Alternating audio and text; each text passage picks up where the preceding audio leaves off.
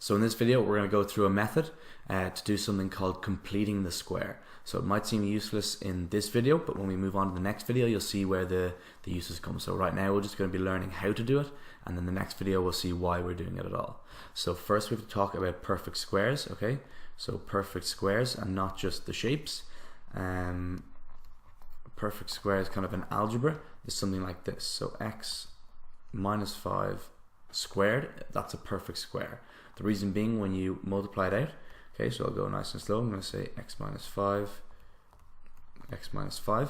okay, I'm going to multiply x by the x, and then x by minus 5, and then minus 5 by x, minus 5 by 5. So you're going to get x squared, then minus 5x, then minus 5x, then minus 5 by minus 5 will be plus 25.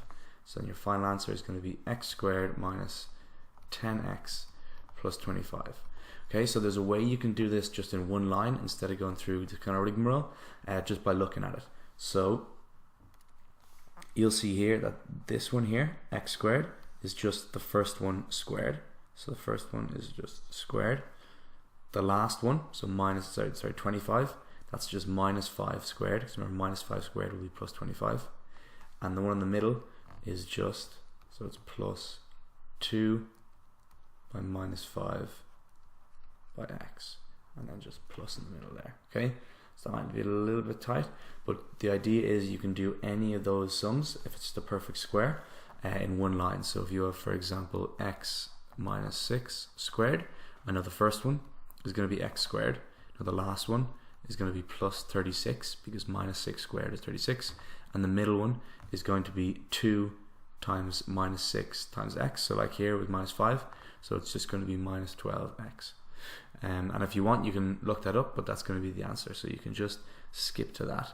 It saves you a bit of time. So first I want to just talk about completing the square, because we're going to have to be able to look at a quadratic like that and go backwards. So that'll just come with practice, being able to see you can skip from this and then you can just factorize it into something like that. Okay, so again, that'll just come with practice, but we're gonna have to learn how to do that. So make sure you kind of spot perfect squares like this. Yeah, so I'll show you an example now of the kind of question you're going to get. So they'll give you a quadratic like this. They'll give you y is equal to x squared minus 12x plus 32, and they'll ask you to write it in the form. I'm going to write it in the form y is equal to a by x minus h squared plus k, where a, h, and k are all whatever numbers they are. Yeah, so they just have to be some sort of number. So that's called writing it in the vertex form, and basically to do it you have to complete the square. So again, right now we're just going to be doing it. In the next video you'll see why it's useful. So the way you're going to do it is you say y is equal to x squared minus 12x, that's fine, okay, and then what you do is you take half of 12, okay, so half of 12 is going to be 6, so you say plus half of 12, or 12 divided by 2, yeah, and minus 12 divided by 2, and plus 32, okay. So because you said plus and minus, then you're not actually changing it, because if you can cancel these out if you want. We're not going to cancel them out because they become useful. Because you do plus and minus, there's no problem with that. Yeah, so again, it's just half of 12, and then as well, one other thing is you have to square them. Yeah, so it's half of 12 plus half of 12 squared minus half of 12 squared. So to simplify that then, y is equal to x squared minus 12x. So 12 over 2, or half of 12, is going to be 6, and then 6 squared is going to be 36, so it's going to be plus 36, and this is going to be minus 36 plus 32. So now what you have to do is you have to spot a perfect square like this. So then you have to basically turn it from a quadratic into a perfect square. So can any of you guys spot any perfect squares there?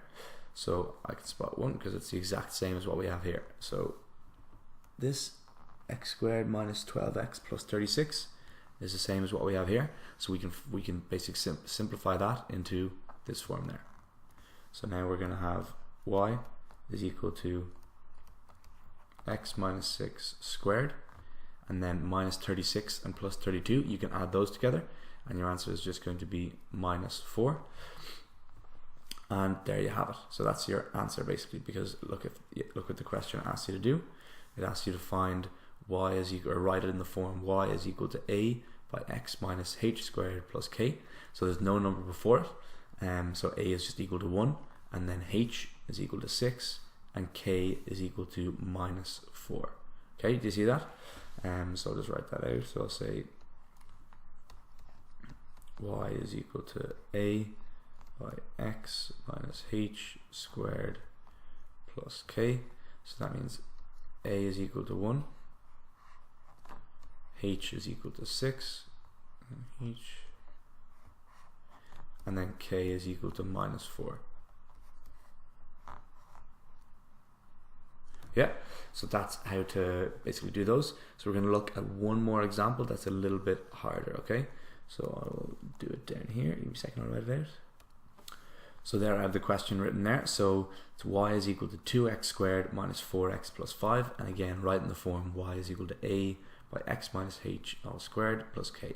So the only reason this one is a little bit more difficult is because here there was no number before the x squared. Here there is, so it makes it a little bit more difficult, okay? So the first step you have to do here is you have to say y is equal to 2. I'm going to do a big square bracket. So that's just going to put it as a bracket. I could do a circular bracket, but I'm going to do a square bracket. Y is equal to, 2 by x squared minus 2x. Remember, you have to factorize the 2 out, and you'll see why in a second. And then this is going to be plus 2.5, because 5 divided by 2 is going to be 2.5. Okay, so leave the 2 outside, and now we have to make a perfect square on the inside here. So now we're going to have y is equal to 2 by x squared minus 2x. So now we have to do our kind of extra bit. So here we got half of 12 and squared it, and plus or minus that. So it's going to be the same here. We're going to get half of 2 and square it. So it's going to be plus 1 squared, and then minus 1 squared. Is that okay? So 2 over 2 is just going to be 1, so our half of 2 is 1, the way of saying it. And then that's again plus 2.5, all in a bracket. So then y is equal to 2 square bracket. So if we look at this, x squared minus 2x plus 1. So again, 1 squared is just going to be 1. So let's get rid of those. So there I just quickly got rid of the brackets. So x squared minus 2x plus 1. We can turn this into a perfect square. So what we're going to do is we're going to turn it into a perfect square like this. It's going to be x minus 1 squared. And then this is going to be minus 1 plus 2.5. So we're almost done this. I'm just going to go down here and move this up to this side now. So now if we get rid of the square brackets, so multiply 2 by everything on the inside. Actually, we'll wait one more line. It's going to be y is equal to 2. This is going to be x minus 1 squared. And minus 1 plus 2.5 is going to be plus 1.5 square brackets. And now you remove the square brackets. You get y is equal to 2 x minus 1 squared plus 3. So don't forget to multiply 2 by the 1.5 here. And there's our answer. So, so write in the form, that's it here, sorry. So I'll do this just in green. A is going to be equal to 2. A is equal to 2. In this case, h is equal to 1. And k is equal to 3. And that's our question done, okay? So now we have all the basics we need. Now we can look at the applications of this, so where this is useful. So we're going to look at that in the next video. Again, it's going to be called Completing the Squares.